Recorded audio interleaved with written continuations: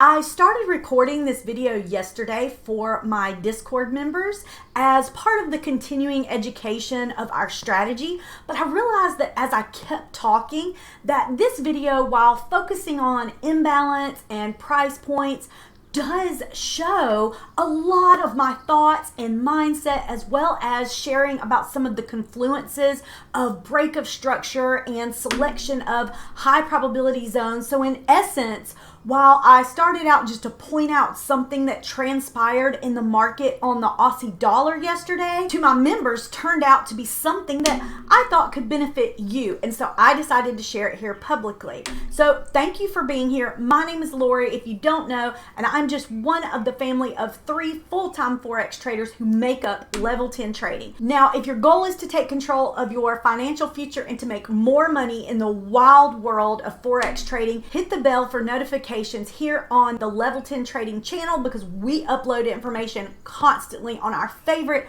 behind the scenes techniques on how to up-level your trading.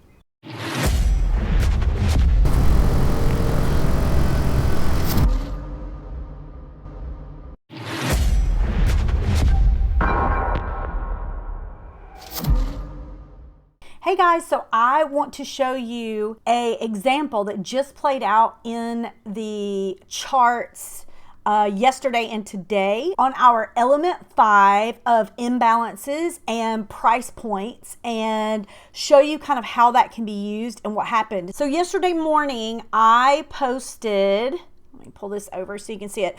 I posted in the Discord my Aussie US dollar charts for the day, and that was at 7 a.m. So at 7 a.m. I posted my chart, and we'll look at this is the 1 hour chart that I posted on the Aussie dollar, and you see I had an area of imbalance, and right now, or right then, price had rejected off of supply zone. And now as price was coming down, you can make your analysis, but you don't ever say, oh yeah, and I know 100% it's coming down. You can look and say, well, price was breaking to the upside here for what we can see. Was price in a pullback here to then drive further up to the upside, or is price going to push on and continue to the downside after the rejection here? And so we respond to what the market gives us instead of trying to predict tops and bottoms. And so this was the analysis that I posted to give you what zones I was paying attention to, the areas that I was looking at. And you see 2 liquidity spikes here, which I'll know from the course is one of my favorite setups, and an area of imbalance that I also was looking at, where you really just have bearish pressure and you have very, very little selling pressure or corrections happening. And on a higher time frame, that's going to be just one large candle. So you have imbalance there. And so I sent the chart over. This was my markup. Then right after that at 7:30, I started watching this pair and a little closer and marking up my 5-minute chart. And so at 7:30, I put an update that I just updated my points of interest. And I don't usually post my 5-minute chart unless I've either doing a trade or breaking down a case study for y'all. And so, but this, I sat down and posted the 5-minute entry on this one, and this was the chart that I posted. Let me pull it over. This was the chart that was posted in the Discord at 7:30, and you'll see what we have is that is the sell zone that we were looking at just a few minutes ago. Here was the liquidity spike at the top. You can see it right barely at the bottom, the buy zone, and you would have had a liquidity spike right below that buy zone. And this was the hour chart, but I marked it up on the 5-minute. And what you see is I added an imbalance area right here with a price point interest, or point of interest of this 67,750 at the quarter point. But you see that there's also the sell zone, and if I was to put a price point in that sell zone of interest for me, even though the price goes up, I would have put that at the 67,800. you know, if price was coming back just to retest that. But anyway, I have it marked on here due to this imbalance at the 67,750. That was a price point of interest for me. And down below where we looked at this whole entire area of imbalance, and I wish I had included a little bit to the left because we're going to talk about that in just a second. I want to give you some of my mindset of why I picked the points that I did and how I was a little bit off on this. When I picked my price point of interest, as you know, in element 5, I talk about this. I came down again to the 5-minute. We look on the lower time frame to see where price has retested, where price has formed pullbacks, and I look for price points that are usually in the center as far as targets or as far as rejection or response points, price points of interest in the market. And so when I posted this at 7:30, see if it says it. Yeah, it says it right here at the top at 7:30 a.m. Eastern Standard Time. I also had this area of liquidity right here. The price doesn't always come up to grab that pull, but interesting where price is right here, I'm saying like, hey, there's liquidity sitting right here and an area of imbalance up here that I'm looking at, and a very strong area of imbalance below. Now, most of the time you'll have an area of imbalance below or above or below that you're looking at. In this case, there was 2. And as price right here was rejecting, price was rejected off the sell zone, moved down, and you see that it was just kind of bouncing right here and didn't really have enough momentum yet to break to the downside. I posted the chart and just said, hey, this is kind of what I'm looking at right here. And so I'm going to close this chart out and we're going to come over. Let me just pull this down. We're going to come over now. This is the live chart now, and this is what, you know, after this happened, this was where probably, let's see, 7 o'clock. So this was the candle. Let's just mark that right here. This was where it was when I posted that chart, okay? When I posted that chart, this is where price was.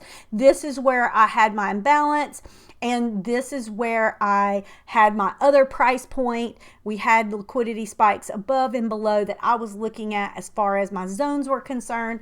And again, dropped down to my entry time frame, and I just want us to talk about how we can use this in our trading and how this played out.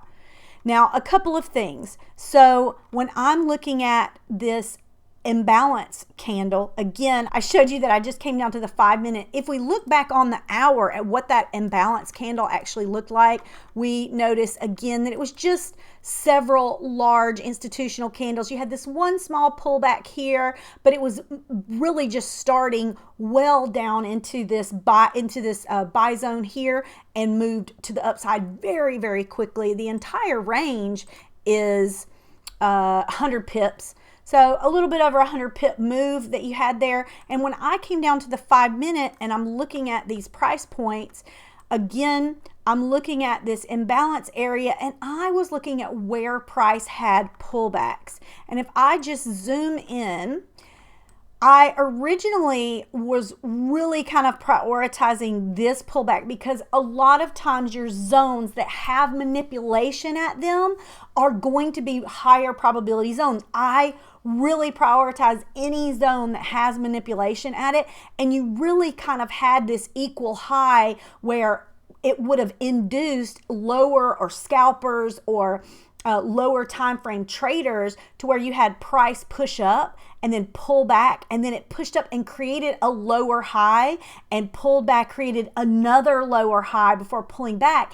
And so if you were down and you had traders, because you have traders trading on the 5-second charts, you have traders trading very, very low and really trying to just scalp a couple pips here and there. You have inducement there. And so originally I was looking at that being my area of interest between this pullback and this pullback. However, you know that I look at prices and price points. You had the 67,100 here, but honestly, out of this whole piece and the whole imbalance, my first intuition and I say intuition, my first experience in the market was the number that the price point that I wanted to put was right at this structure. And I want you to look right here at where this structure ends, or let me come over here, where you had this structure break to the upside right here.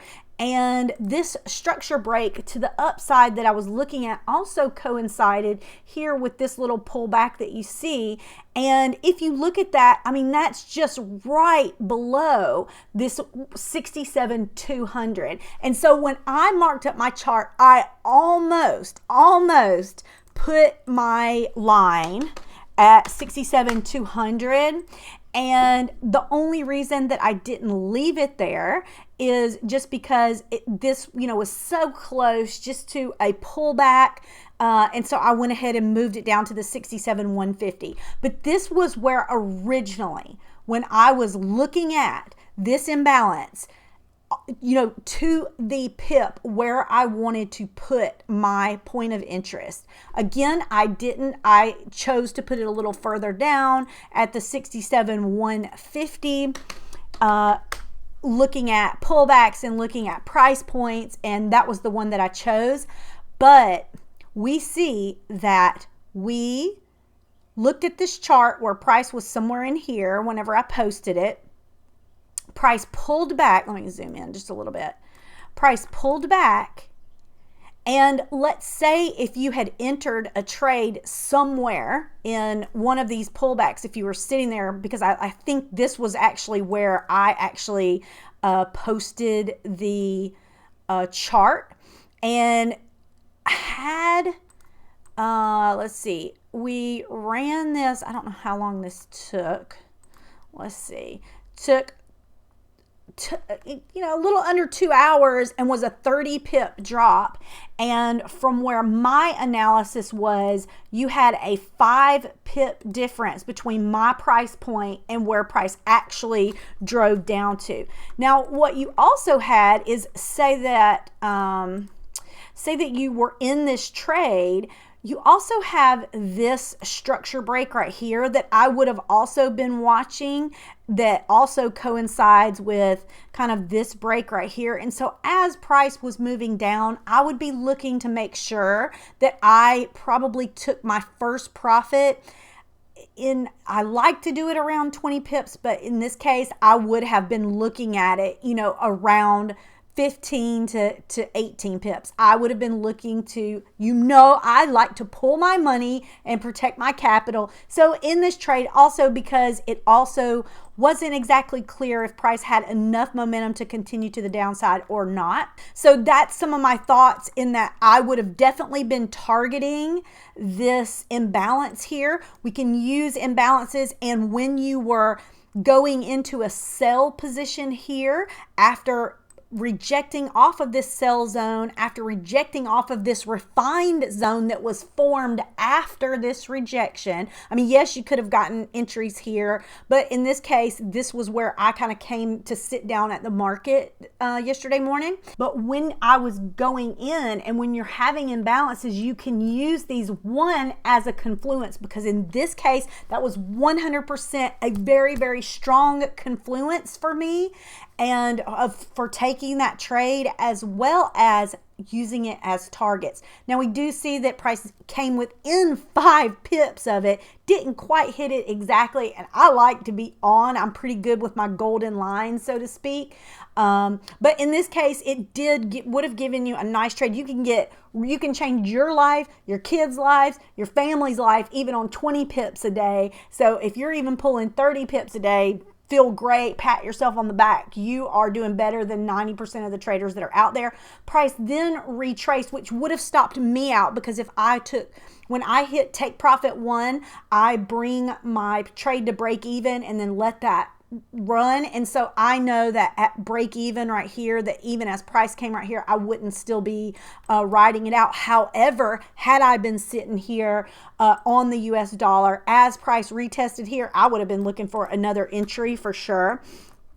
And if we just kind of zoom in a little bit after price came here and rejected, if you waited for that bearish candle close here, you would have looked at an entry here. And just depending on where you put your stop loss, right here, this is just showing a 10 pip stop loss. You could have done a 15 pip easy and gotten on the other side of that refined zone, but you would not have had price move but 10 pips. And so it just depends on how you manage your trades.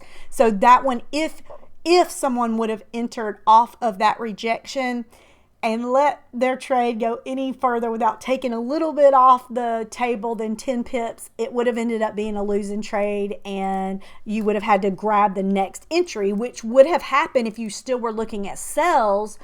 It would have happened after price rejected here. But then if you're going, where would price move to grab liquidity? Well, we see that we already have marked this liquidity pool right here. And so you see then as price began to bounce around here, created equal lows here, moved up, came back and retested, moved up, came up. Here it's continuing to give us evidence and show us that the market intends to move to the upside. Again, everybody has their own trading plans of what their bias is, and on the 5 minute, I do not trade the 5 minute. I trade the 1 hour, and I take my entries off of the 5 minute. If you trade off of the 5 minute, then you need to take your entries off something lower than the 5 minute for it to be on this strategy. But we see these setups regardless tons of times. And so we see that price began to move up. So again, whether you would have taken a buy or not, as price was moving up, it depends on your plan and what you were seeing on the 1 hour. But what you have is that price grabbed the liquidity that was sitting right here, as well as hit our target and came up just not even 6 pips from our from my price point that I put here, came right up to this 67,800 on the sell zone that we had marked and rejected. Now that was a very, very nice trade right there. And just depending on where you would have gotten in, you did have a pullback here. That's not a valid entry for me, just because I would be looking for this right here to be your refined zone. This right here, you have a pullback, price pulls down. So again, I mean, did it do it twice? It did. For me, that wouldn't necessarily be enough. Like I said, I like to win. I like to keep my capital. So for me, there's tons of entry opportunities. I have no problem with letting price push a little further down before I take my entry. And so if I had been sitting at the desk watching price push down and pull back, so this candle right here would have been a basing candle, would have been pulled back, price left, came back and retested, I would have had no problem taking a trade right there, because price did break structure here and came back and then retested the zone. If you didn't get in on that trade or on that possible entry, then you say, okay, where's my next pullback? And you say, well, price pushed down and pulled back, and so I would use this zone here where price pushed down. I'm going to zoom in, just make sure y'all can see this, where price pushed down, broke structure to the downside, again rejected really strongly and came back to this refined zone. As soon as that bearish candle closed right there, I would have had zero problem in taking a trade. And I don't tend to try to do, a 5 or 6 pip stop loss unless I'm really, this would have been one of those occasions where I would have done a 5 or 6 pip stop loss. But if you wanted to give the trade a little bit of breathing room right there, you would have had zero problem even covering this imbalance that was left here on the 5 minute chart. Even if you were covering that and you wanted to put a 15 or 20 pip stop loss in there and riding again all the way down to our target, or as far as zone to zone is concerned, riding it all the way down to the next buy zone, which you're looking at an 80 pip drop. And if we had entered right here, that would have been about a 7-hour trade, a little bit less than 7 hours. And we see it didn't come all the way down to the buy zone, but it did come down. And so you see where targets, when we look at targets and confluences, that what we see and what we look at, I mean, you can nail in some of these price points. And it was one of the things when John was trading a different strategy, and we would be sitting here trading, and I'd be like, look, you look over here, you know, I've got these, we call them the golden lines, you know, they're really just imbalances and price points that I've started putting together. And they are just spot on.